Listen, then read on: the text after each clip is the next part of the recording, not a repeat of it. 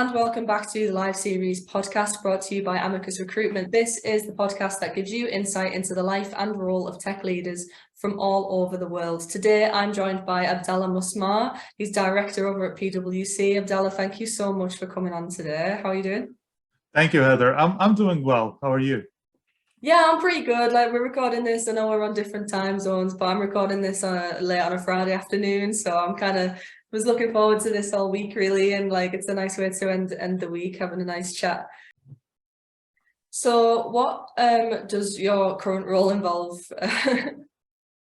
Yeah, so currently my role involves leading development and deployment of machine learning models that help transform some of the business processes we have at PwC. It's internally to the firm. It's really exciting because I get to see a lot of processes around the different areas of the firm, and I get to work with many different people. So there's a lot of learning, and also I meet daily with a lot of bright folks and get the chance to work with them. So it's really awesome, honestly. Yeah, it sounds it, to be fair. I know when we chatted a little bit before, it sounds like a really interesting kind of day-to-day life you've got going on. What does the day-to-day life look like for someone in your position? So there is a little bit of business development / strategy approach where I talk to many different people across the firm and leaders who are working on their processes and trying to understand what they are interested in and how they can close some gaps and how they can make some improvements. And there is also a big portion where I talk to my team and try to basically build the models and systems and apps together and collaborate with the team and understand where we need to work on our priorities and how to be able to scale up our solutions. So there's a little bit of a blend between a business type of tasks and technical tasks. Yeah, sure. I think I find that a lot of people have that sort of response, especially in a leadership role where it isn't just pure tech like a lot of people would expect it to be. Like, if you're in a leadership position, you do have to kind of juggle a bunch of stuff across the board. So just tell me a little bit. Obviously, you're a director now, which is super impressive. Where did you kind of start everything in your career? How did you begin? Oh, thanks, Heather. So I started my career in consulting way back with Hewlett Packard. That was about 10 years ago. And at that time, I just got out of school with my master's degree from Carnegie Mellon. And I was not really skilled in data science because that field was emerging. So there was like no data science track or machine learning track. It was just maybe a couple of courses that you get to take in your master's degree in information systems or in computer science, and you get to know a little bit about the field. So I started working on many different areas in analytics where I gained a lot of experience. It was scattered all over, like data wrangling, data loading, and business intelligence. And for me personally, I always wanted to do more than that. And the reason was because I felt that the interesting part is not just the kind of like the task that I'm working on, but more of what can I do with the data that's on my hand and what can I be able to leverage with that. So I always wanted to get into that area and to break into it. And that's how I started.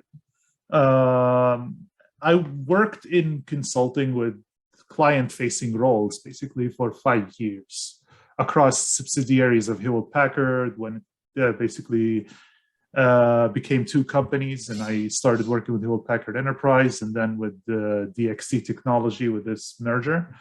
And that gave me an opportunity to work with many different clients and challenging analytics projects. Most of the time, when I started, my role was not heavily focused on data science, but I was basically doing a lot of training on my own and scaling up, and I learned SAS and R and Python.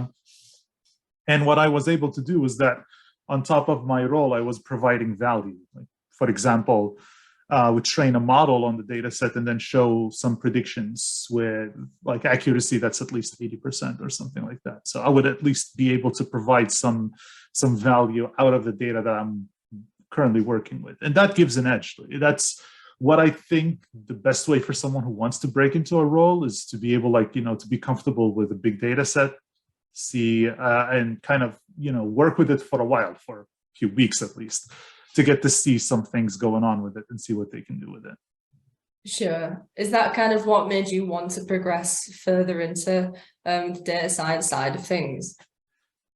Yes, I was always fascinated about how model predictions were being able to accurately predict something that, is not happening right now. So to kind of trace that back a little bit more, I was in electrical and computer engineering. Like, that was my original bachelor's degree. It didn't have anything to do with data science or machine learning. And it was about hardware. I was really happy with it. And I wanted to just build, robots and computers pretty much. And what happened was that one time in my master's degree, what we got like a glimpse of what can, even a simple, really well-built machine learning model can do. And it was about like crime, predicting basically police car routes based on crime data. And I thought that would be to reduce like the time of distress, like when someone is calling 911, for example, for the police to be able to take the minimum amount of time to go to the destination. Mm-hmm. So I thought that was a really interesting problem, and it kind of turned the light bulb on. And I thought, if that's just, one area, well, we have a lot of data. We can do so much with it. So I just kept going on, like chasing this small road, and this is where it led to. I love that, and especially love the idea that you had there. Like, it is a very, very interesting thing to be thinking about, isn't it? So what did you do, like, to kind of make it easier to progress? So you said there was a couple of masters and things in there. Obviously, you have a PhD.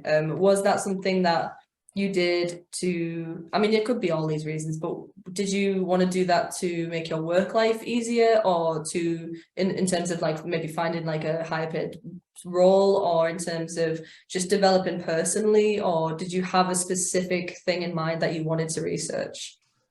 Yeah, I had a specific thing in mind. I wanted to get my PhD in order for me to understand more about the in-depth parts of machine learning and deep learning.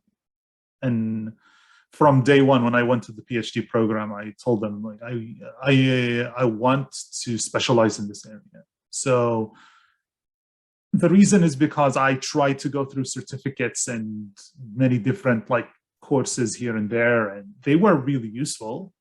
And I was building my own portfolio, but in terms of where my career was heading, I always felt that when you go and try to apply something you learned in a course like this, you will hit potentially many roadblocks. And it's normal in data science projects that happens. Like, that is the expected thing to happen.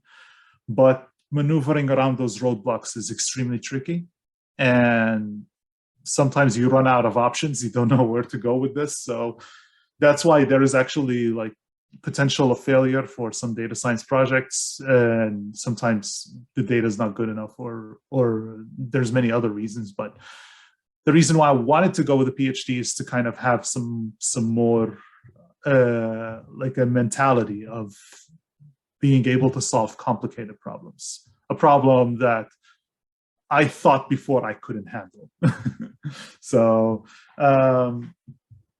the education that I got was much more substantial than that, and it did change my personality. It changed my mentality too, because I felt like going through a PhD program, it opened my eye into how much or how little knowledge you actually have versus how much is out there. And I learned how to read much more efficiently. That was, I think, the thing that really changed me. And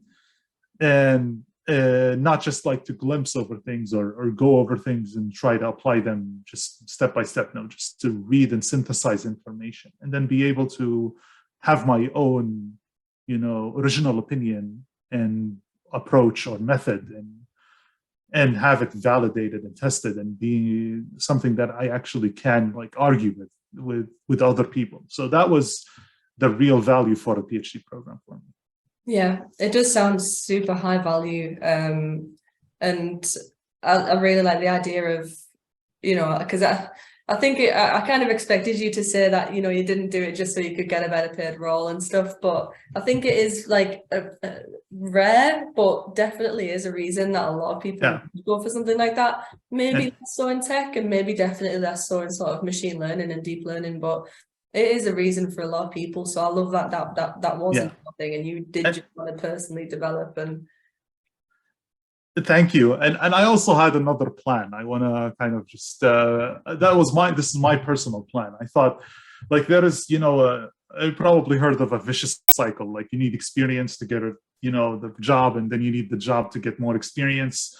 So I thought, like, what if I can do something to kind of make this cycle in my favor instead?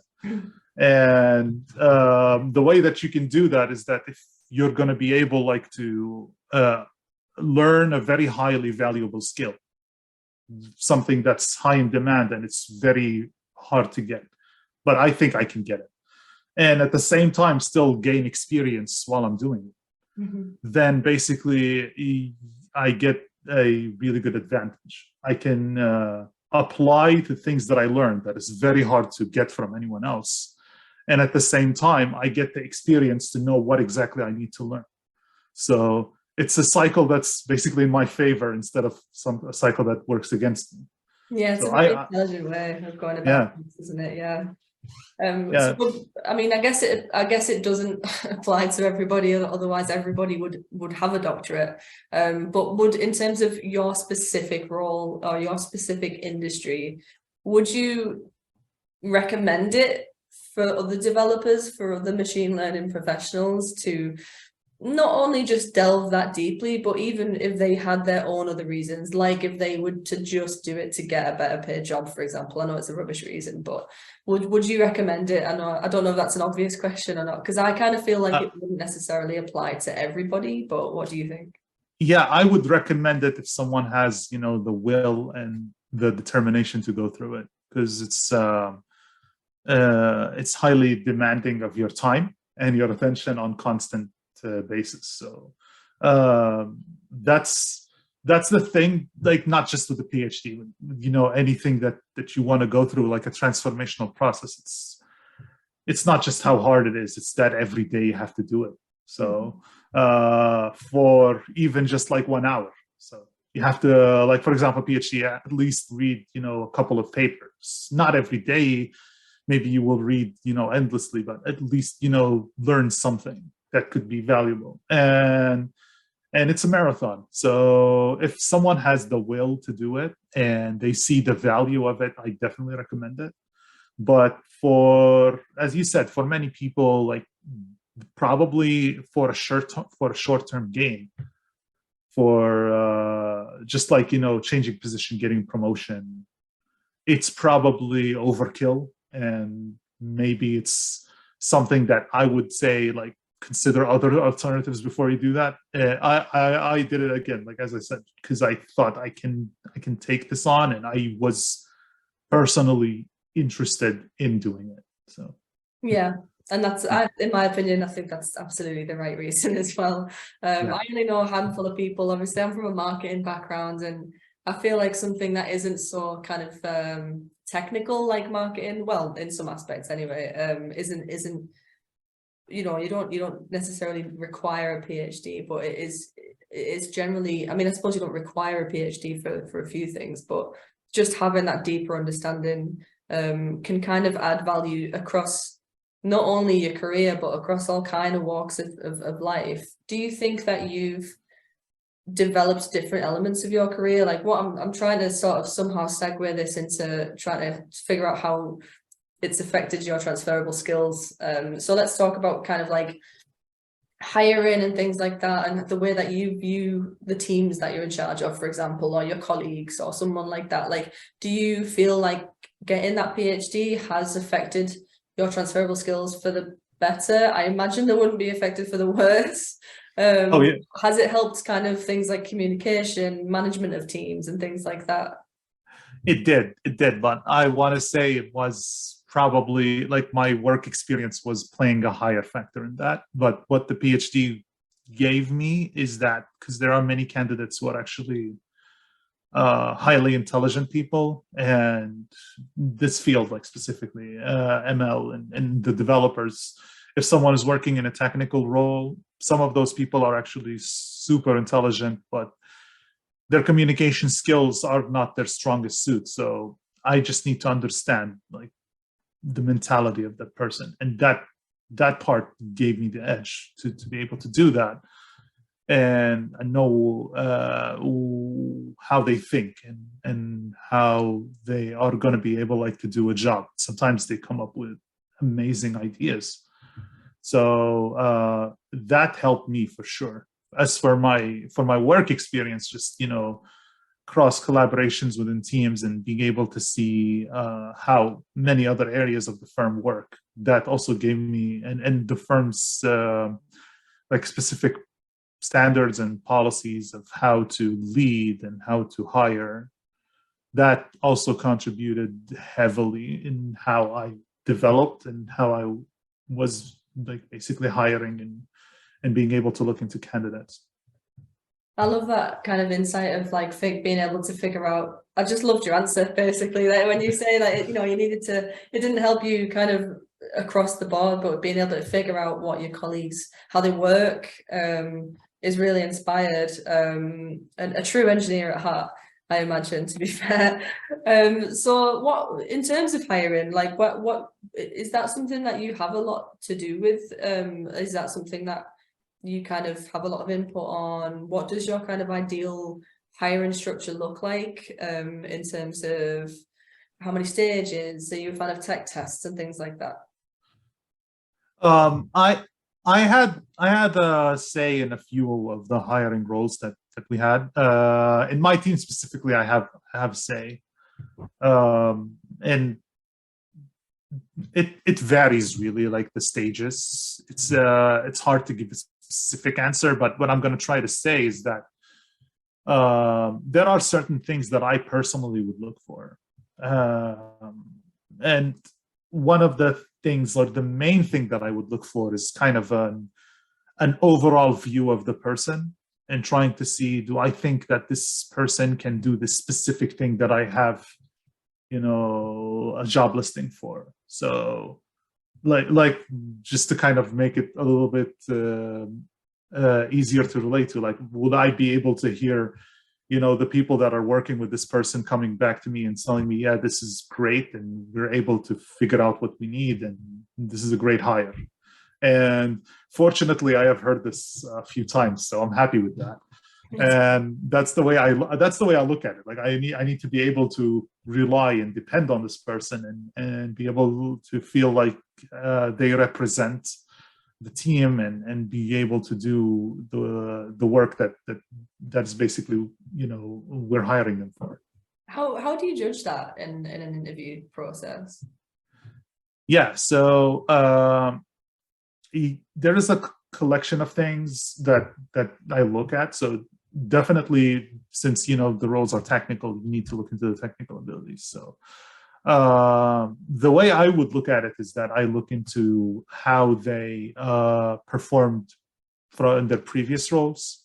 Like, for example, I personally am not really in favor of coding tests, because they are highly hypothetical, and someone could, and you probably know this, someone could do so well in a test or so poorly in a test, and the result afterwards could be so different. Like a test in itself in education in general is like a measure of basically this very controlled environment, how well you do in it. So to me, it doesn't really translate into an actual environment. It's not fair in my opinion. So what I look for is how were they able to perform in their past roles? I focus on that heavily.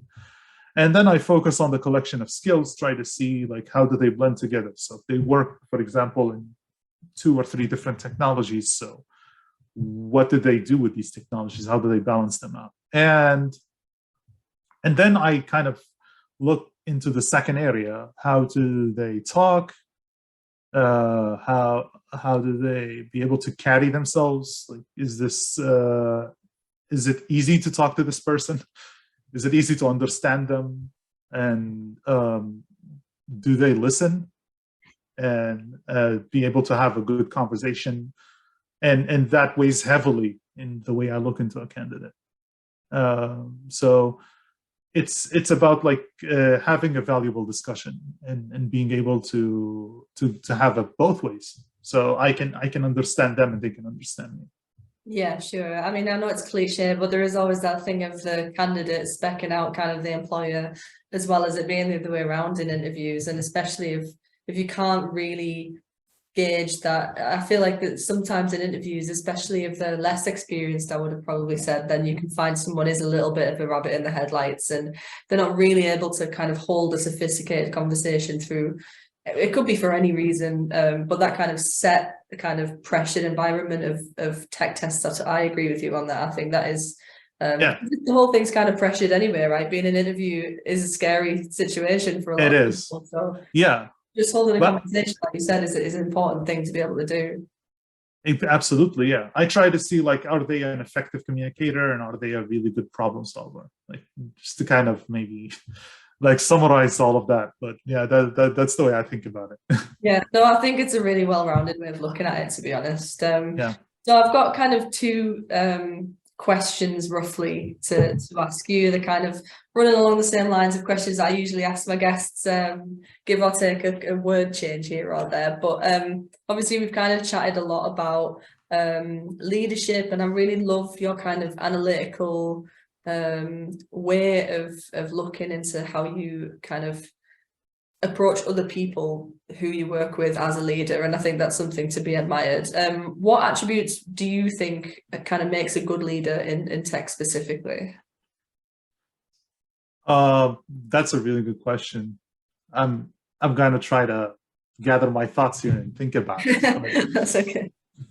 Generally, I would say a good leader in tech, and overall like a good leader for any team that matters, someone who is going to be able to have really high chemistry in their team. So someone who is like, for example, in tech specifically, where you feel like, you know, the people who are doing the work in the team are contributing and being able to translate their ideas into action, and being, you know, people of high value.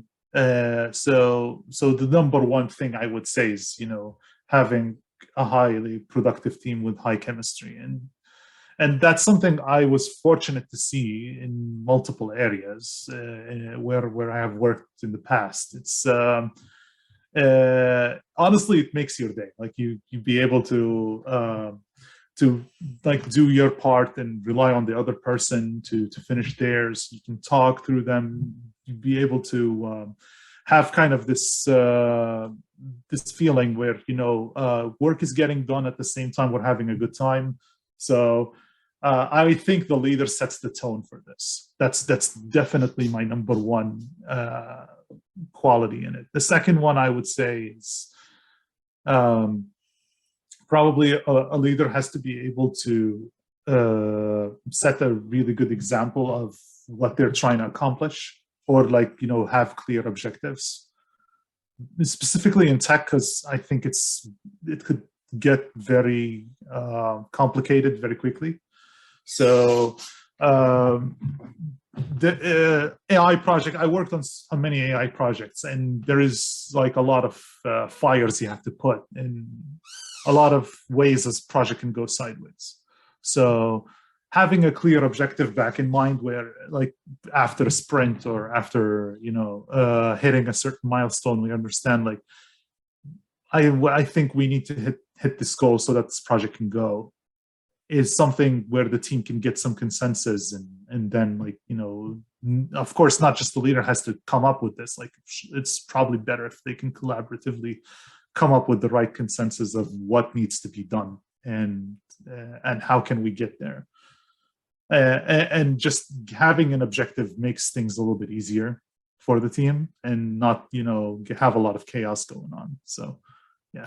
Yeah, I think elements of that could definitely apply across marketing. I don't know about other industries, but less chaos is always welcome. In terms of, so that's a really, really good answer. In terms of advice, I know apart from maybe get a PhD and deep dive, what kind of advice would you have for people who were looking to be in a similar position to you? So the first thing I would say is have an internal plan on your own, self-development. I personally have this since I can't remember, like since I probably started studying in college. I always think like where I want to be in the next few years. So like everything that I have today, I actually have thought and kind of like envisioned this maybe 6 or 7 years ago. I thought like I want to become a leader. I want to become an expert in my field, and I want that to be data science. I want to be able to know what I want to do. And then not every single day I was able to go forward. At least I had that objective in my mind, and I know my weaknesses. So I would just keep trying. Sometimes, things go extremely well and you just keep closing the gaps and trying to get closer and closer to your objective. So having a clear-cut objective of what you want to be in the future helps, for me at least, keeping up your mentality and keeping up your plan. And the second thing I would say is, try to learn from others as much as you can. This is one of the hardest things to do in AI and machine learning, I would say, because the field is new. There's so many different specialties. Like, things that are done in image processing are so different than things that are done in, like, for example, time series forecasting for finance. Like, that's a totally different ballgame. So it's okay to probably feeling comfortable for not like having that pressure to need to know every single model out there and how it does its predictions and how you should deploy it is probably not necessarily like a good route to go, but just being able to talk to those people, understand what they're doing, it could help massively, because it basically gives you the chance sometimes to transfer things over from one discipline to another. And that's something I learned, like, in research. It's not an easy skill to do, but it's quite possible to have a theory in a field, like, for example, in agriculture, and then see a different problem in business and say, like, yeah, maybe this theory, if we extend it or if we change some of it and then test this several hypotheses around it, maybe we could come up with a brand new solution. So talking to other people opened so many doors for me, and networking around. That's something that also PwC strongly encourages. So I was I think lucky to be in an environment that encourages me to talk to as many people as I can. And yeah, don't give up. That's a great one to finish on. I definitely agree with networking in any industry is super important, isn't it? You don't, I think, realize how much you can learn until you're really there doing it. So I totally agree with you on that. Listen, Abdallah, honestly, it's been definitely one of the most interesting episodes. I know I said to you just before we started recording, I don't think I've had anyone with a PhD on before, so I really wanted to dive into that side of things, and we definitely did, and it was super interesting. Thank you so much for your time. You're welcome. Yeah, and I had a great time as well. Thank you again. Thank you for having me. No, you're absolutely welcome. So if you're watching on YouTube, you can hover over the logo in this corner. I think it's sometimes that corner. I never get that right. And you can hit subscribe, follow us on Instagram, Twitter, Facebook, LinkedIn, and TikTok for updates. Head over to our website, amicusjobs.com, for tech news, webinars, blogs, and keep up to date on the latest Python, Golang, JavaScript, machine learning roles all over the world. Abdallah, thank you again. You're welcome.